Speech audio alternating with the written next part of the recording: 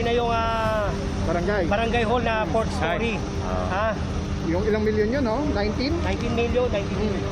Hindi, baka mapanggit ko lang. Barangay 313. 313, oo. Oo. Hindi ko malaman, ano yung banat nila kay BP Sara? Ah. Kung banatan nila di ba? Yung mga squad ko, banatan nila. Yan. Overprice. Oh. Bakit ngayon? Kung imbestiga mo yung sarili mo. Yun. 19 million yun. Ayun, durog.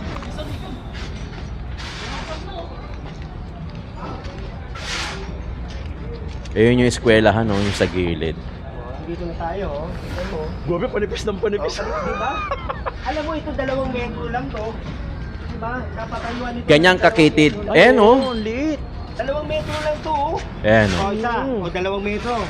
O diba? 2 metro. Tinayon nyo ng ganito. Hindi ba naman mga kupal? Yupal ka ba, boss? Bangketa na yun eh. Bangketa na yun para sa tao na eh. Ito puro tiles. Labig na labig sila dyan. Samantalang yung bata, dyan, papay-pay. Kawawa. Diba? Hindi nila Yan, umakyat ako naisip dito. Ano? Harang na harang yung hangin. Yun o, yun ang mga estudyante, kawawa. Kaway si Dante. Pati ito.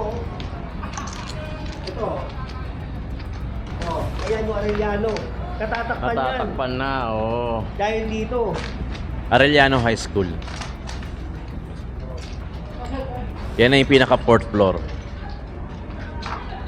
Sobrang init niyan. Init sa kalamig. Umaambon pa nga niyan eh. Ayan o, tingnan mo, nakakatakot na dyan sa ibabaw. Naulan. Grabe. Tignan mo, Naulan, Jen. 2 metro. Puti. Itinayo nyo 4 story. Diba? Nasaan ang utak yan? Grabe. Diba? Saan ang utak mo? Diba? Tutuwa na yung mga estudyante Gusto natin bigyan ng maayos. In fact, ito nga, meron nga po itong senior citizen na area para yung mga senior citizen ay maging maayos, hindi mahihirapan na nandoon nabibilad sa araw. Aniya, ito ay isang pansamantalang istruktura na dating container van lamang na nilagyan ng pasilidad upang matugunan ang pangangailangan ng komunidad. Pangsamantala pero simento eh, di ba? Hirap nga ang gibain eh. Nasa tapat po ito ng eskwelahan. Hindi po ba napakaganda nun na may isang barangay hall sa tapat ng eskwelahan? Sa ganun, yung seguridad ng mga estudyante ay napoprotektahan at alam nila kung saan sila tatakbo in case na magkaroon ng problema. O di ba? Dito binigyan din ng kongresista na hindi lahat ng barangay sa Maynila ay may maayos o permanenteng lupang pagtatayuan ng mga pasilidad. Kaya't naging kasanayan na umano sa lungsod na magpatayo ng mga pasilidad sa mga lugar na available kahit limitado ang espasyo. Dagdag pa ng kongresista, ang layunin ng barangay hall ay hindi para sa personal na interes ng sinuman, kundi para sa taong bayan.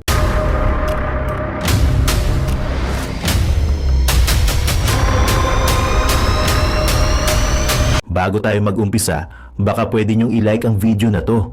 Malaking bagay ang like sa aming mga content creators. Maraming salamat po.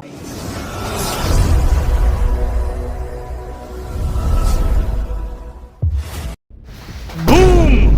Yun guys, magandang araw sa inyo. It's me again, Boy Sardinas, isa sa membro ng Banateros Vloggers. So ayan mga babayan, napakalupit ng pag-uusapan natin. Kitang-kita nyo naman yung preview. Ang lupit, no? Joel Chua, ipapakulong ni Isko Moreno. Lupit! Dapat talaga imbestigahan yan. Dapat pakulong mo yan. Mayor Idol Yorme. Di ba? Ganyan talaga. Yung mga malulupit na mga ganyan na mga may katungkulan sa lipunang Pilipinas na talaga naman ay binabaratan si Sara, si BP. Di ba? Sa quad ko, binabaratan nila. Noong pala, na dapat siya ang dapat ay imbestigahan. Biruin nyo mga babayan, isang dipa na building ng barangay hall na 4th floor. Kita-kita nyo naman, hindi na nga makadaan, halos tao lang makakadaan, tapos 4th floor pa, 19 million. My God! Kahit yung mga high school, mga babayan, high school, halimbawa high school ka, bilangin mo kung ilang hollow block yung 4th floor na yan, isang dipa lang na lapad. Diyos ko! Ito dapat ang makulong, itong si Joel Chua na to. Nakakagigil. Ngayon, pag nakita ito ni Tatay Digong, mapanood yung video na to, mapanood yung mga video na lumalabas ngayon ng mga DDS, no? Ay bay, tatawanan talaga yan. Yan talaga ang kurap, mga babayan. Yan talaga ang kurap. Yan dapat talaga imbestigahan. Yan dapat talaga ang makulong. Biri mo talaga nakakagigil, di ba? Biruin mo, halos isang di pa lang na na lapad na building na ginawang barangay hall, 19 million. My God, sasabihin niya para sa tao. Tinayo mo sa sa iskinita, sa sa daan ng tao. Tapos sasabihin mo may permit. Sabi nga daw, walang permit daw 'yan eh. Diyos ko, dapat mga babayan, yan dapat talaga si Joel Chua, yan dapat talaga imbestigahan, ipakulong ni Mayor Yorme. Nako, lakas ng ulan. So, ganito mga babayan, kasi bumabagyo, nagsalita lang ako ha. Dito, makipanood tayo dito kay Idol DDS, Jom Alone. So, ito, panoorin nyo yung full video kay brother Jom Alone, kasi siya yung napunta dyan. So, makikipanood tayo. Tapos, subscribe nyo po si brother Jom Alone ha. Subscribe nyo po yung kanyang channel. Dahil dito tayo sa kanya makikipanood ng full video. At bahala na kayo magkomento sa mapapanood nyo mga babayan kung ano ba talaga ang dapat gawin dito kaya Joel Chua. Dapat ba itong makulong o dapat ba talaga itong manungkulan sa Pilipinas? Biruin mo kahit sino, kahit yung construction worker or yung hindi marunong mangontrata at hindi marunong mag-estimate ng ganun na mga building na barangay hall, 19 million. My God! Bahay ko nga, 5th floor eh. Hindi nga umabot ng 2 million eh. Tapos yan, 19 million, tapos ilang tiles lang, tapos napaka-kitted, tapos tinakpan mo pa yung eskwelahan. Ako po, Diyos ko. Mga babayan, kayo na magusga. Anak ng baka talaga. Oh. Tapos si BP Sara, kung banatan nyo sa confidential fund, kayo dapat ang imbestigahan. Naku, yari ka ngayon, Joel Chua. Dapat mga babayan, ito dapat makulong talaga to, no? Imbestigahan to, wag tutigilan ni Mayor Yorme para makabawi tayo sa mga ere na talagang bumabanat sa BP natin na talagang wala namang ginawang masama at ay sinusuportahan ng COA pero dinidigdig pa rin nila. Ito ngayon, dapat ito talaga imbestigahan mga babayan. So ganito mga babayan, panoorin natin itong full video as para makita nyo yung lugar, yung location, kung paano dinidigdig at nagsalita yung mga tao dyan. At kung ano pa yung mga istorya dyan, panoorin natin ng full video kay brother Joe Malone. Then, pag nagustuhan nyo itong video na to, pakilike naman, pakisubscribe kami mga DDS. O play mo na yan boy, tara. At huwag mong kakalimutan magkomento sa video na to. Let's go! Tingnan nyo, ayan sa video, tingnan nyo. O, diba nakita nyo yung bangketa? Ayun lang yung bangketa. Ayan yung tinuturo ko, yung ginagalaw. Tapos, sa sobrang kitid niyan, yung hagdanan niya nasa labas. Ito, yun, nasa leg. Yan yung spiral. Okay? Siyempre dito may pintuan na yan, hindi ka napapasok doon. So ito yung hagdanan na spiral, ito yung papuntang second floor. Imagine niyo ganun kakitid. Yan.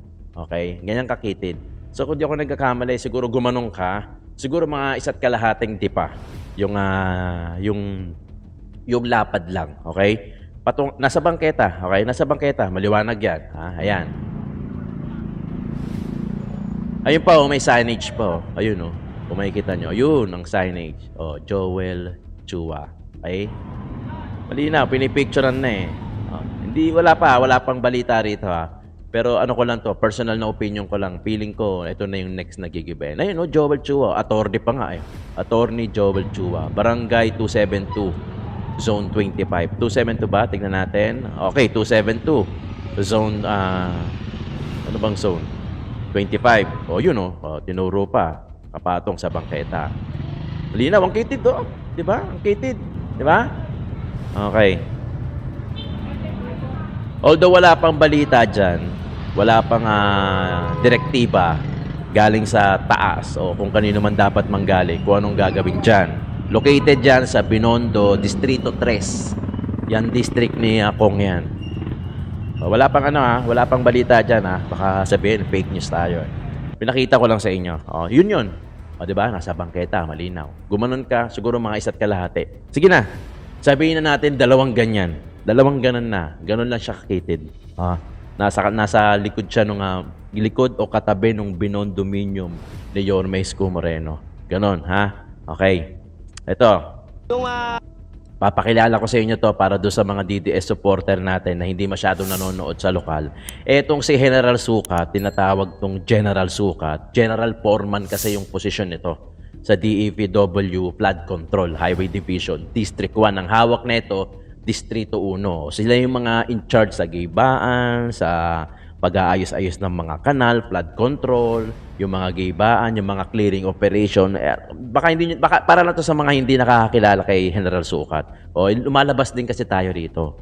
O nagba-vlog din tayo kay General Sukat. Ano to eh? Ito yung sinasabi, ito yung masasabi ko na matapang in a way na may puso, may malasakit din na nakikiusap pero may hangganan. Tama naman eh, di ba? Tama naman. Lahat ng pakiusap, syempre may hangganan. Kung araw-araw makikiusap sa'yo, taon-taon, buwan-buwan, linggo-linggo makikiusap sa'yo, hindi ka ba mapupuno?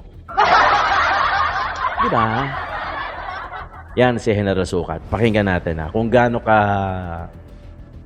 ka totoo, kung gaano ka real talk yung sinasabi ni General. Hindi na yung ano doon, hindi na yung Barangay hall na 4th story. Yung ilang milyon yun, no? 19? 19 million, 19 million. Hindi, baka mabanggit ko lang. Barangay 313. 313, oo. Oo. Hindi ko malaman, ano yung banat nila kay BP Sara. Oo. Kung banata nila di ba? Yung mga squad ko, banata nila. Ayan. Overprice. Oo. Bakit ngayon? Kung, imbestigahan mo yung sarili mo. Yun. 19 million yun. Ayun, durog. Di ba? Hindi na kayo naawa sa tao. Kayo nagpapalamig. Yung mga chairman doon Chairman, agawad, SK, basta yung nandun. Nagpapalamig kayo. Yung Real nasa talk. likod, nahihirapan yung mga estudyante. Estudyante. Nagpapaypay.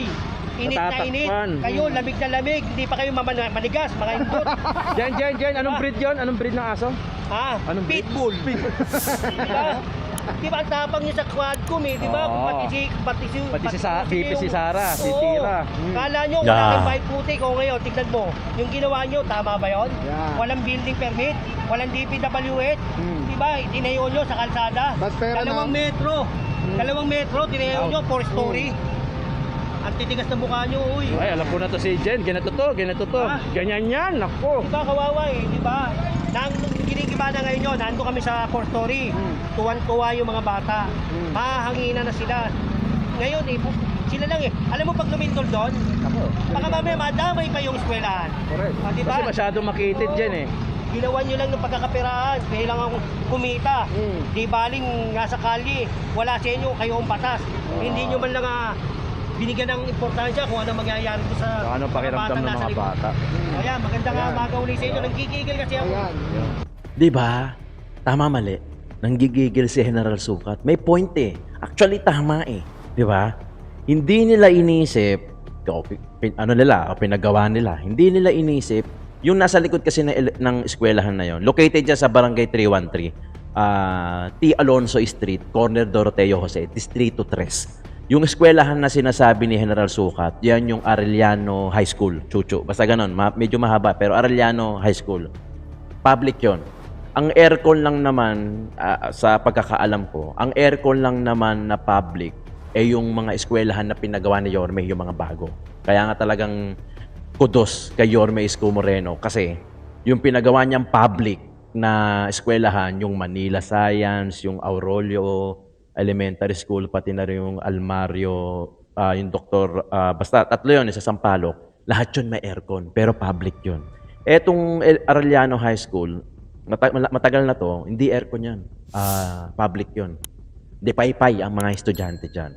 Tapos, katabi niya, papakita ko sa inyo, katabi niya yung eskwelahan na 4-story na tinayuan sa bangketa na halos 2 metro. Alam niyo naman kung paano sumukat ng 2 metro, hindi ganyan hindi ganyan Hanggang dito ata, hanggang dito. So, 2 ganon. Sabihin na natin, papakita ko sa inyo, 2 ganon. Sobrang kitid lang. Parang kagaya nung naunang video natin, doon sa Binondo. Parang halos ganun lang din yung lapad o baka mas malapad lang na onti itong sinasabi ni General Sukat. Pero the point is, di ba, panay ang bira nyo kay BP Inday Sara. Panay ang tira nyo, yung misuse puno ng confidential funds. Etong Barangay 313, 19 million. Nung pinost ko nga sa Facebook yan, maraming napataas ang kilay. Sabi nila, 19 million na yan. Pero syempre, hindi naman talaga 19 million yun. Di ba? I mean, wala akong knowledge padating sa estimation o sa pagpapagawa ng bahay. Hindi naman ako nagpagawa ng bahay. So, hindi ko alam. Pero, di ba, magpapataas talaga ang kilay mo para sa isang 4-story na 19 million. Oh, di ba? Tapos ang nakakapagtaka nun, sinasabi ni Congressman Joel Chua, kumpleto naman daw ng papeles yun. Mamaya magbibigay din tayo ng reaction doon. Kung kumpleto ng papeles yan, talaga, di ba? Kung kumpleto ng papeles yan, bakit pumayag na itayo sa bangketa? Anong exception? Hindi ko, hindi natin alam yan eh. Hindi natin alam yung batas dyan eh, di ba? Pero, syempre lahat naman tayo may sentido common. Itatayo mo sa bangketa. Yung bangketa nga, para nga sa tao yan, di ba? Sa sidewalk yan, para sa tao yan na naglalakad, whether buntis ka man, PWD ka man, lola-lola ka man, may kapansanan ka man, o regular na citizen na gusto mo lang maglakad sa bangketa na hindi ka mahagip ng mga dumaraan na sasakyan, motor, e-bike, e-trike, tricycle, etc. Kung totoo ngang merong permit na yan at kompleto yan, gaya na sinasabi ni Kong Chua, bakit na-approve sa ibabaw ng bangketa? Yun ang tanong. Number 1, yun ang tanong. Totoo bang? Pangalawa na, totoo bang 19 million? Di ba? Diyos ko. Hindi natin alam yan kasi hindi naman ako nagpagawa ng bahay na 4-story para sabihin ko, hindi, mga kulang-kulang 18 million.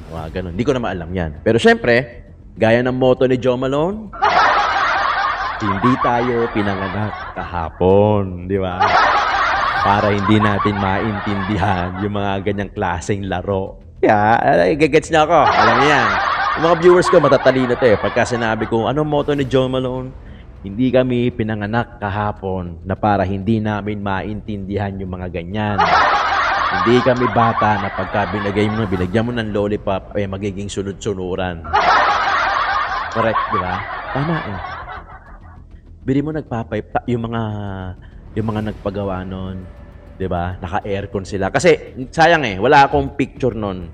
Pero meron eh, masisearch nyo naman dyan sa Google nyo. I-Google nyo yung Barangay 313. Makikita mo, puro aircon yun, split type. Tinanggal na eh. Nung nalaman nilang gigibain, syempre, nung nalaman nilang gigibain, kukunin na nila yung mapapakinabangan nila. Di ba? Di ba? Kinuha nila yung aircon. Syempre, puro split type yun. Magkano din? Alam nyo naman kung magkano ang split type na aircon. Sabihin na natin yung 1.0 na horsepower, ha? Sabihin na natin, 20. 1.0 lang, 1.0. Syempre, hindi naman 1.0 yun. It's either 1.5 or 2 or maybe 3.0 horsepower yun. Di mas mahal yun. So, yun yung mga unang kinalas nila. Syempre, matik naman yan, putang ina.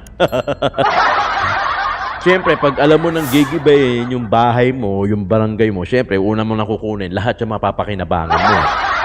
Lahat. As in, pati baka inodoro niyan, o mga tanso-tanso niya, kukunin mo na din. Kasi gigibayin na rin nandan eh. Di ba? Kukunin mo na kung ano yung papakinabangan mo. So, kinuha nila yun, yung split type. Siguro, yung, baka yung mga tanso, kinuha din nila. Ano yun? Matik naman yun. Common knowledge naman yan. Hindi naman kailangan natin ba't kinuha nila yung mga yung mga tanso, kinuha nila yung mapapakinabangan. Siyempre, di ba? Pati yung mga bintana sa lamin, kinuha din nila. Kinuha nila, siyempre, gigibay na. Ang titira nila, siyempre, yung mismo, yung structure mismo. Hindi naman nila mauuwi yan eh. Kasi nga, gigibayin pa nila yan. So, kinuha nila yun. Tama naman si General Sukat.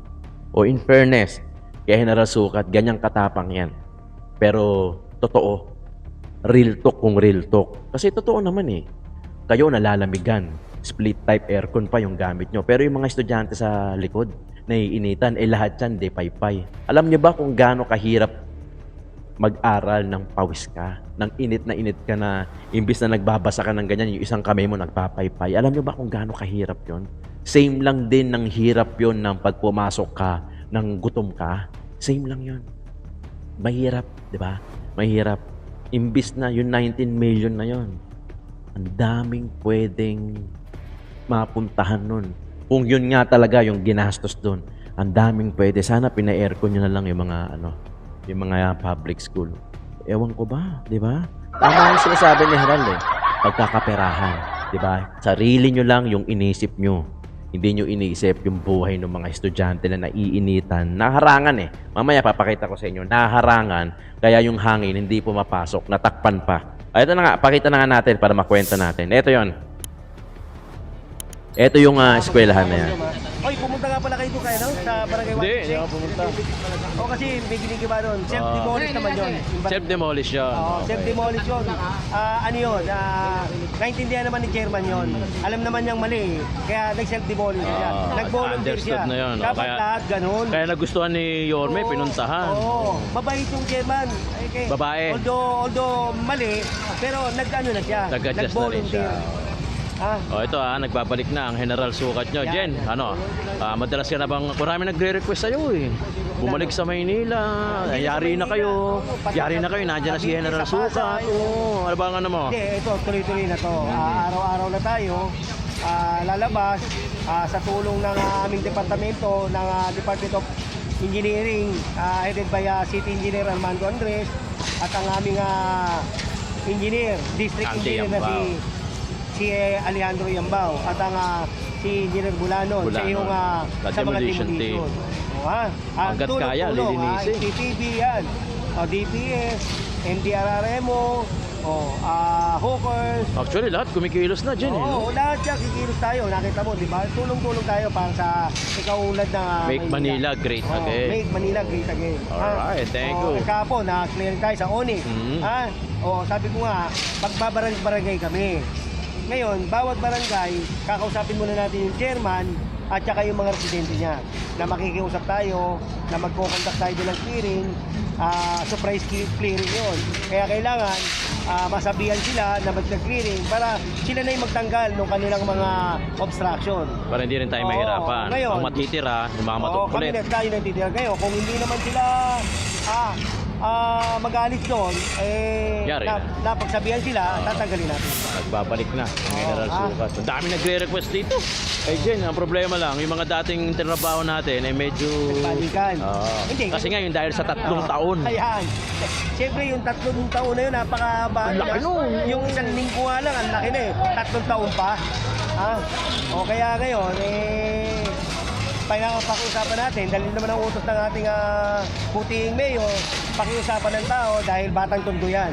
Ayaw din niya yung mga ganun-ganun. Saka Jen, ang dami natutuwa doon sa statement mo, no? Yung habang kayo nagpapalamig, may mga Oo. estudyanteng Hindi, nahihirapan. totoo yan ha. Ito mabanggit ko lang. Kasi ulit, public eh. Oo. Pagka public, wala namang aircon yan eh. Yeah. oo. Di paypay yan, di paypay. Ventilador meron. Ang aircon lang na public, yung pinatayo ni Yorme. Ayan. Ayan. Oo, yun Di ba? Oo. Sana Ganda nun. sana ito mabigyan din ng pagkakataon to, di ba? Totoo. Siyempre kailangan diyan budget eh. Hindi na naisip yun. Oo. Grabe. Hindi, tingnan mo habang nagpapasasa sila diyan, totoo naman yun. Kita mo yung bago na ito, yung dami aircon. Oo, di ba? Di ba? Puro mga split type. Oo, pa. split type. Samantalang yung nasa likod nagpapaypay. Alam mo, naawa ako nung nandun ako sa fourth floor. Nakita ko mga bata, Di paypay, Jen. paypay. At saka hindi yun. Tuwan-tuwa sila na magigiba. Kung makakakad nga lang tayo uli doon, makikita mo kung anong ginawa eh. Di ba? Maglaking ginhawa yung nag-aaral ka tapos presko. Sila, paliday-liday dito, pakuyakoy-kuyakoy.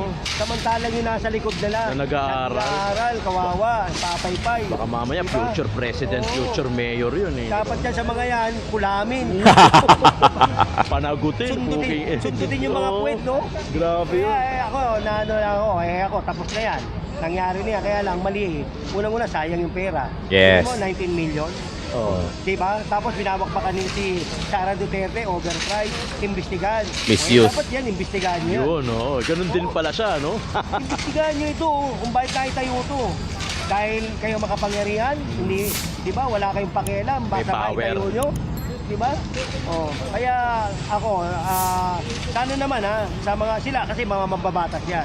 Sila yung gumagawa ng batas. Mas expert sila dyan. Tapos, kumbaga. yan ang gagawin nyo. Oo, yan. Baka naman, di ba? Self-investigation din. Oo, diba? Saka hindi yun. Yung eskwelahan doon, natatakpan yung pangalan ng eskwelahan.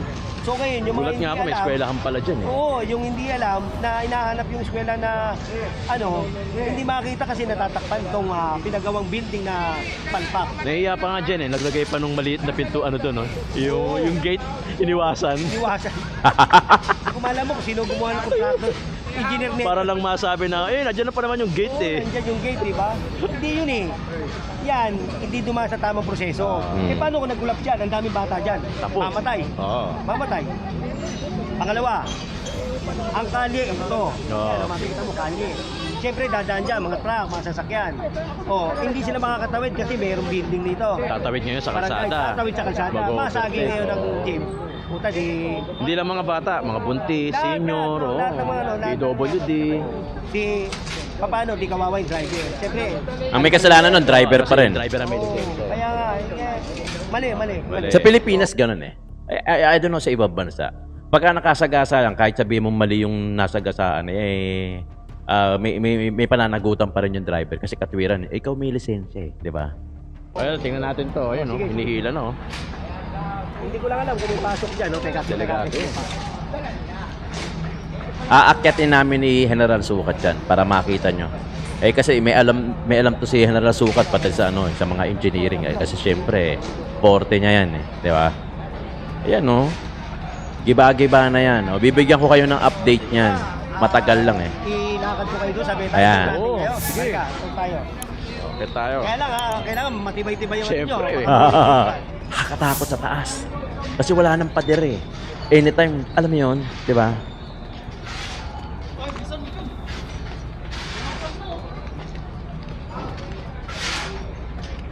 Ayun yung eskwelahan, no? Yung sa gilid. Dito na tayo. Tingnan mo. Gobe, panipis ng panipis. Di ba? Alam mo, ito 2 metro lang to. Di ba? Kapatayuan nito. Ganyang kakitid. Eh, no? Liit.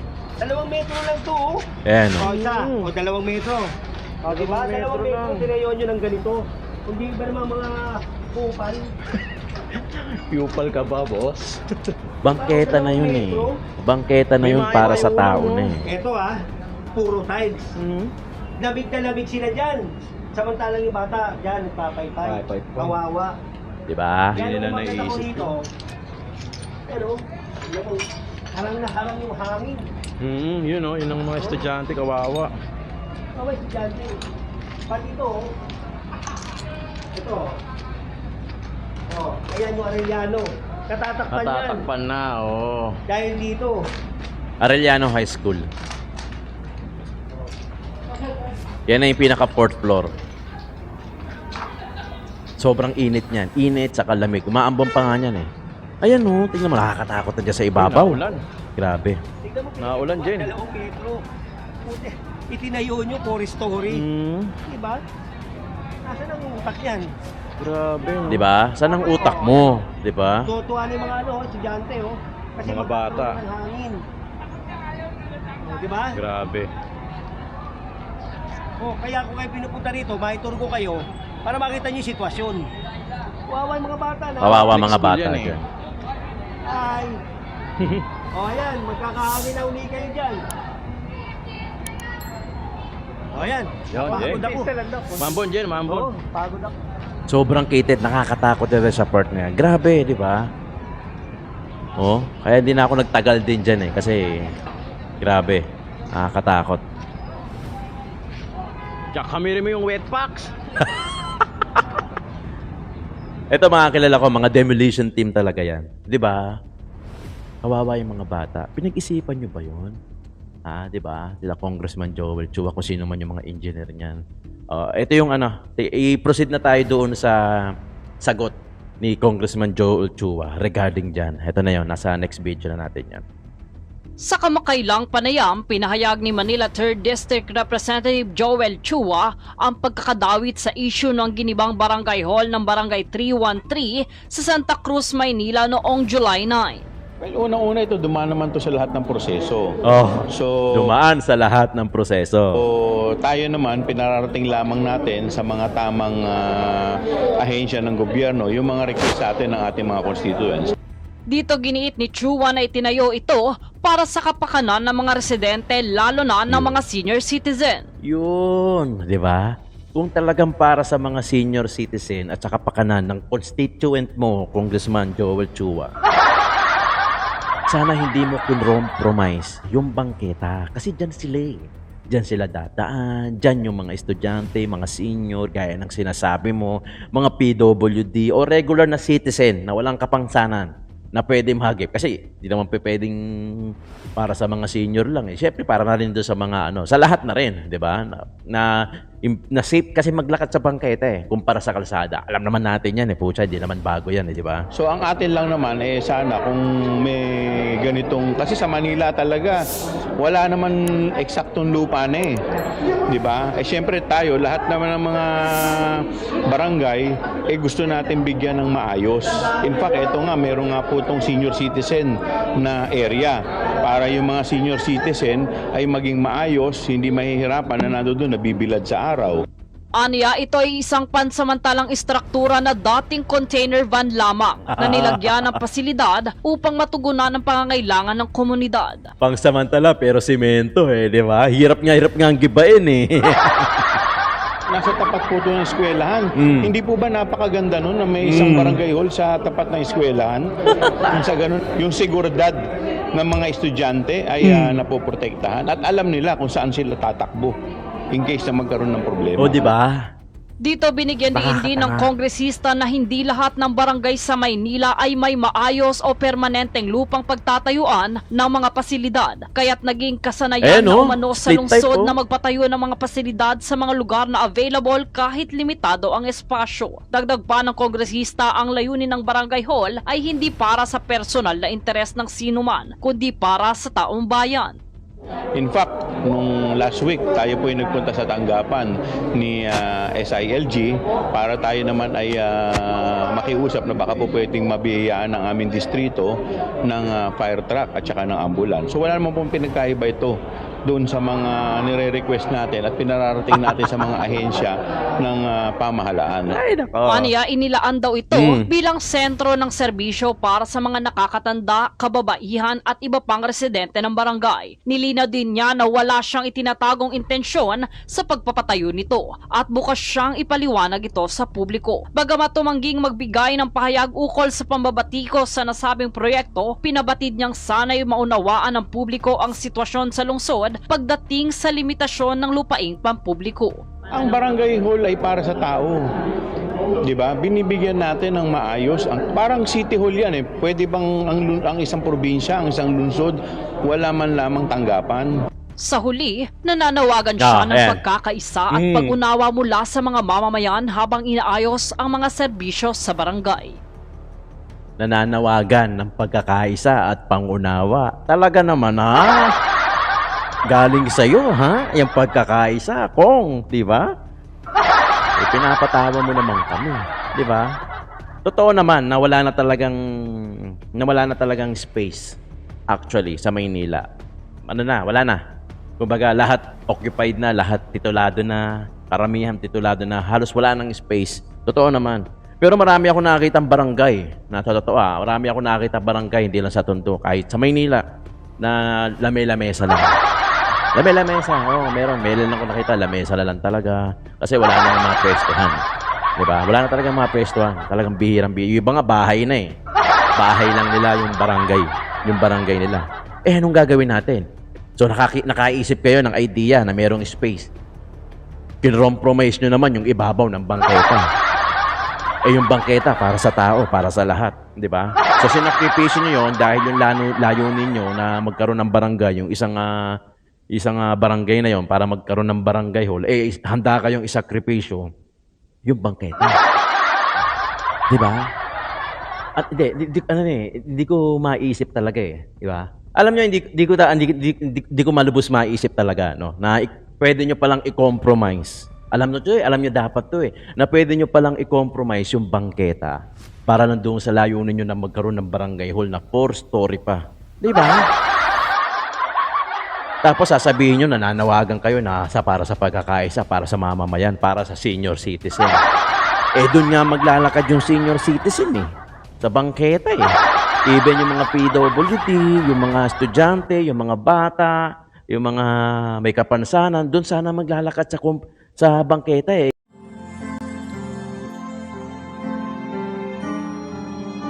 Ano yung melody ng song?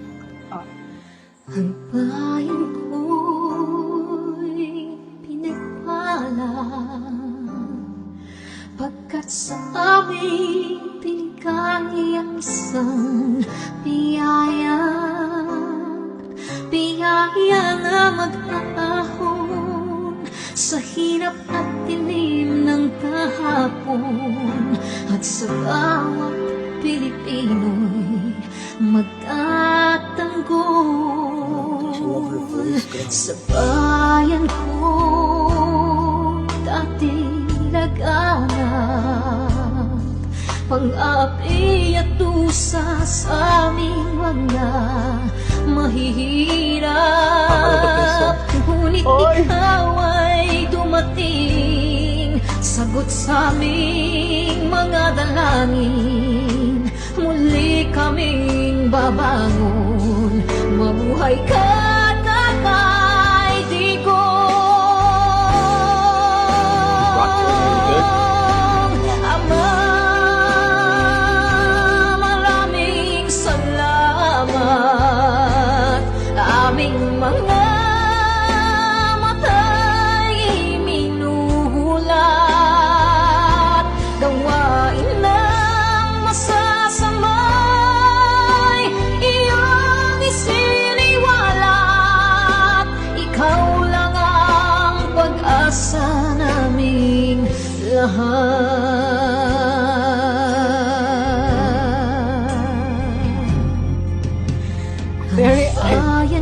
Minamatay niya ako kung iyak ako. Pilipinas, muling makikilala at itataas.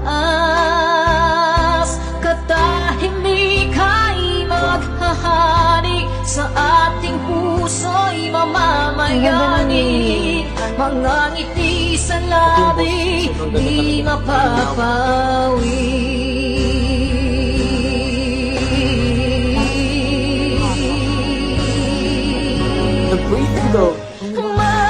Mabuhay ka, Tatay Digong. Maraming salamat.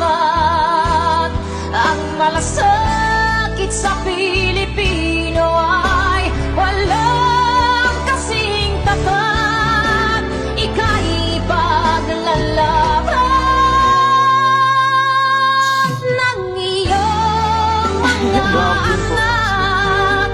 Tunay kang biyaya sa bansang Pilipinas.